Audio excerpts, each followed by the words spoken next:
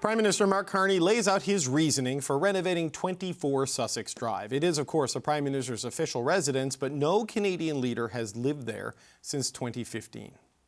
Well, 24 Sussex is a symbol of the office it serves. It must also be a home. And the women and men who will lead our country in the future will need a residence for their families. I may not look like it, but my kids are already grown. And I will never, in any event, live in 24 Sussex Drive. In the end, I and all public officials are stewards of the offices we hold. We don't own them. We serve them to serve Canadians. And we have a responsibility to leave things better than we found them. Conservative leader Pierre Poilievre was asked about this renovation idea yesterday and what he thinks should happen to this heritage building. You know, I just think when I go around this country and I meet so many people who can't afford a place to live, when I see the homelessness on our streets and I see the young people who are desperate to start families but can't get a house to do it, I just think the last thing on our minds should be 24 Sussex Drive. Our party insiders are here. We've got Greg MacEachern. He is a former Liberal ministerial advisor. Fred DeLorey is a former Conservative campaign manager. And Anne McGrath is a former national director of the New Democratic Party. Good to see you all. Happy Friday. So, Greg, the Liberal housing plan finally taking shape. You know, what do you make of this move to crowdfund to rebuild the Prime Minister's residence? Not for this Prime Minister, but for future Prime Ministers. So first, I'm glad something's finally being done, because I had a fear at one point this building just might slip into the river down the hill. So I'm glad that something's happening. But the crowdfunding speaks to the nature of Canadians. We're parsimonious, and that causes problems politically, and it also makes us pay more in the long run, whether it's replacing the plane that the Prime Minister flies. And thank goodness, Mel and I talked about this a couple of years ago on your show about, you know, I think there was just some acceptance, and, you know, and I think reporters who are flying on the plane might want, the most up-to-date and safe way to fly. On this, on the crowdfunding, the Rito Hall Foundation has charitable tax status. So if that's the route we want to go or we have to go, but I'm reminded of Rick Mercer. So back in 2004, Rick Mercer was at 24 Sussex, and he was showing the carpeting that was on the stairs. And he said that every Prime Minister, blamed it on the predecessor, and it was because nobody, wants to change it because of criticism. That criticism comes from all political parties. Sure. Right? We've done it to ourselves, but so has the media. I know you're not, just one, big monolith, but it is a really easy story to tell when you want to talk about, spending and savings. Our Prime Minister, whoever it is, whatever party he or she deserves, and their family deserves to live in a place that recognizes that they are our country's leader, and they can live there, and they can live there safely. Right. And does that include perhaps a more business aspect to the new 24 Sussex? I hope so. But Fred, it speaks to how politically sensitive it all still is, that they want to defray the cost by having wealthy philanthropic donors give money and crowdfund for it, rather than just bite the bullet and pay for it out of the Treasury, when Rito Hall, the Stornoway, the farm, Harrington Lake, all paid for by the taxpayer. Yeah, there's been years and years of stories about how 24 needs work. Going back, I remember when I first came to Ottawa, when Chrétien was Prime Minister and when Martin came in, there was talks that maybe he shouldn't live in 24 and that they should renovate it then. He still lived there, and then for 2 years, and then Harper won, and the same stories about how this needs to be redone, and it wasn't for 9 years, and obviously it was maintained. And then Trudeau made the decision not to, and it did fall into disrepair, and that's where we are. But it's been years and years, because we're all jerks to each other when it comes down to this stuff. We all throw punches, and we all get cute with it and say, oh, gee, that other party shouldn't be doing that. But it is, as Minister Lightbound said, it is a national embarrassment that our Prime Minister does not have an official residence that is a real, true, working official residence. You should be able to have office space there as well. There's stuff, the Prime Minister's a 24/7, 365-day job. It is not a 9 to 5, and it is a grueling position, and there's lots of stuff that has to happen with him. I've been to 24 numerous times with a former Prime Minister, and there's no working space. There's a tiny little office just for the Prime Minister, but there's staff, there's stuff that needs to happen. Yeah, and this is what they're looking at, right? Because, Anne, you could, accurately described the official residence of the Prime Minister of Canada in recent years as a rodent-infested asbestos pit. Absolutely. And, you know, I've had the privilege of traveling with Prime Minister Trudeau and Prime Minister Carney. I've been in the White House. I've been at the Élysée in France. I've been outside Number 10. Those are much larger, much grander than anything we have in Canada, and we lose a bit of perspective on those things, I think. That's right, and it's not just G7 countries that have these. There are other countries that have beautiful residences, and you know, it's a public institution, and I happen to believe in public institutions. It's why I'm a member of a political party and not a self-actualizing, independent progressive. You know, I think institutions. How common are those? The self-actualized. But you know, like I think institutions are important, and I believe that all the things that have been said about it, that it's, you know, humiliating, that it's a disgrace, that it's an embarrassment, all of those things are absolutely true, and it needs to be renovated and brought up to. It's a beautiful place. Also, it's a beautiful place, and we should feel proud of the places. Just like I think, you know, we look at what's happening on Parliament Hill. It's been under construction now, or reconstruction, for years. That work needs to be done. We need to have a functioning, effective, beautiful Parliament buildings, and the same with the official residences. I think Stornoway could probably do with some work as well. Yeah, it is bizarre that the official residence of the Prime Minister fell into total disrepair, but I think we're the only country with a residence for the opposition leader, and that was maintained, right? It is anyway, one of those weird little idiosyncrasies of Canadian politics. But look, I want to look at the Canada-U.S. relationship, because the Prime Minister was asked today about a call he had with President Trump earlier this week. And Mark Carney has said that the two didn't talk about the upcoming CUSMA review in this phone conversation. Here's more about why the Prime Minister says he didn't bring up trade in this call with the President. The discussion I had with the President, which he initiated 2 days ago, was with the security, included the security and senior military personnel of the U.S. It was very specific discussion around security issues and then geostrategic issues that related to those security issues. There's a time and a place for that discussion.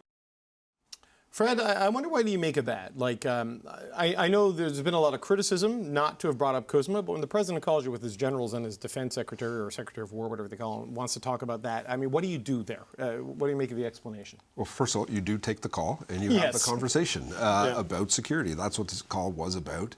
I think it would have been awkward and potentially dangerous to go into a CUSMA negotiation in a call where the President was not there to talk about it, and who knows where he takes that conversation. This has got to be an incredibly delicate way of handling that matter. So again, this was, by all accounts, a national or global security update that the Prime Minister was getting from the President and his generals, and it made sense that that was the topic of discussion. So I think it would have been risky and weird if he had have started going into other topics. There's lots of dialogue that I think that is happening between the two countries, and it will continue to happen, I hope, over the summer.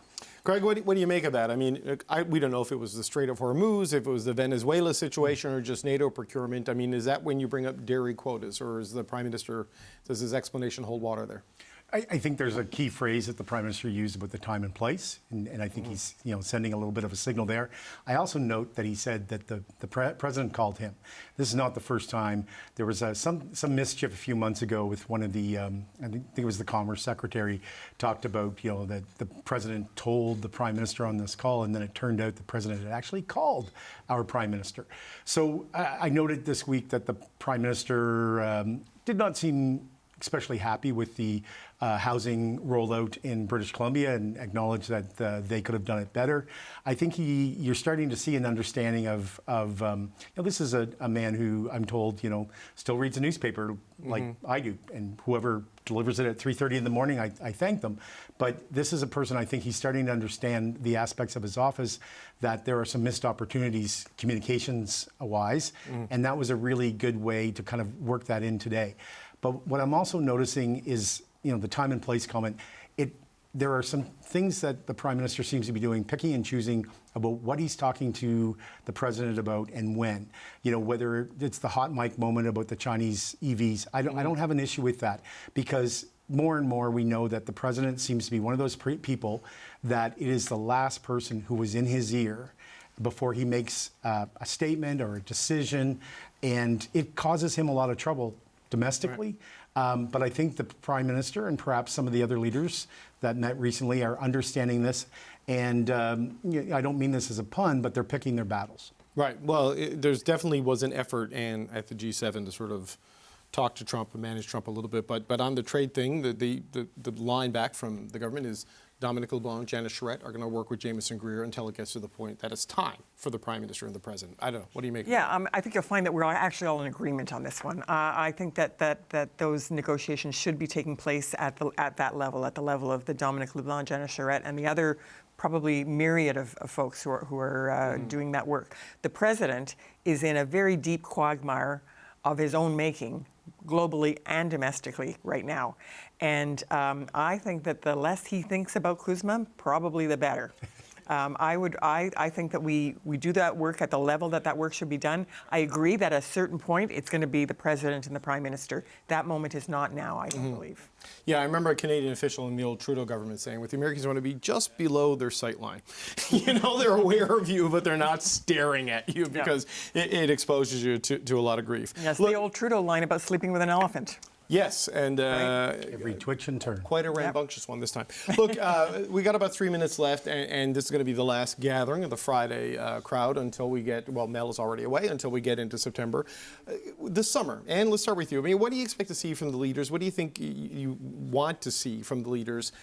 I mean, Mark Carney's going to be dealing with a whole bunch of stuff with Trump and NAFTA and NATO. I mean, what are you looking for there? Well, they'll all be doing the traditional barbecue circuit, Stampede, St. John's That's Regatta. a big one, Stampede. It's, like all of those kinds of things. There are a lot of really important moments across the country that they have to appear at and do their kind of politicking at. But I think that for Pierre Poilievre, I hope that he focuses on getting a good outcome in the referendum questions in Alberta. As an Alberta MP and in a province that has a conservative premier, and he has said that he's going to carry that mantle, he needs to really be quite forceful and aggressive in doing that, I believe. For the Prime Minister, I do believe that he has to focus on the CUSMA and dealing with the Section 232 tariffs. Not necessarily in direct one-on-ones with Trump right now, but that needs to be a real focus for him over the summer. For Avi Lewis, I think he needs to focus on rebuilding relationships with some of the provincial sections that are a little bit dodgy right now. Tough sell at Nenshi, but yeah. Absolutely. Focus on the rebuilding of the party, and I think also making sure that we have strong candidates and good campaigns in the by-elections. Right, of course, we're going to have as many as 6 before the end of the summer. Greg, your thoughts on that, what you expect to see? I mean, obviously, the Alberta national unity question has to be a focus for everybody. Yeah, the Prime Minister has some things that are, the timelines are dictated to him. The Alberta MOU, CUSMA, cabinet shuffle. Is it going to happen? There are some cabinet ministers, we saw some things during question period near the end that were not the best look for this government. There's lots of chatter about it. Are you going to have a cabinet shuffle when you are demanding a lot from people? Do you have the right people around you? Pretty basic question. Get to know your caucus better. But also, when you assume power, there were people that, from a staffing perspective, came in very close to the end and have been around, and perhaps people assume they had more experience than they did. This might be a good time for the Prime Minister to reach out to people that have. There was something with the Trudeau government where they didn't want to talk to people from the Chrétien era or the Martin era. Susan Delacourt wrote about this in the Star. Get some people around. People want to help because of the pressure from the United States. Avi Lewis needs to pick a lane. Is he just going to come in by Zoom? And that's how he's going to. I don't know what type of NDP leader he wants to be. There are people like Anne, other friends, just because they work for previous leaders, probably could give him some good advice.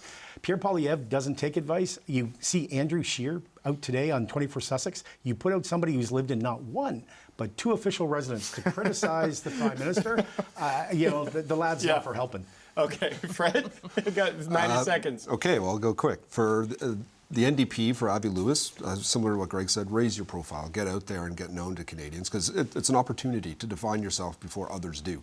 Hold Boulder Reese's seat. That's the other thing, but keep on. It's going to be tough. Good luck with that. It's going to be tough. For Carney, get things built. Get some shovels in the ground. They don't have to be complete, but shovels in the ground. So when we come back next fall, when I say nothing's built, Greg can then point out, actually, Fred, here's some shovels in the ground, here, and here. So that would be great. For Poilievre, Alberta absolutely is going to be a focal point for many, but I think on the national stage he needs to figure out who he is and what he wants to be. Does he want to be Prime Minister or Leader of the Opposition? Because he's auditioning to be Leader of the Opposition and not Prime Minister right But now. he has figured out who he is. I mean, this is who he is, right? It's how does he make it... Does he want to be Prime Minister or does he want to continue with who he is? Because right now who he is will not be Prime Minister. Do you see no path? His negatives are not going in the right direction. He's doubled down on basically what we've seen the last few months, that tone and that message that he's putting out, and the attack on every item, like coming out on 24 and other things. Like you don't need to speak to every single point. Look like a statesman. Look like someone that wants to lead the country and lead everybody in it. And right now he's not doing that. There was a blip for a few months that he looked like he was doing it, but he's reverted back, right. And it's problematic. Yeah, his message today was angry and facile. Yeah. Well, you know, I got to say, in the press conference he gave on Thursday, which we carried in its entirety live on CBC News Network, he had a really good moment on the disability tax credit with a good policy solution there. Stuff like that, I think that could work, but who knows? No, you carried that live. We carried it live in its entirety. Okay, we got to go. Fred DeLorey, Greg MacEachern, and Anne McGrath. Panel's going to take a break for the summer. They'll all be back in September. Mel Richer will be back as well. I am David Cochran. Thank you all for watching Power and Politics.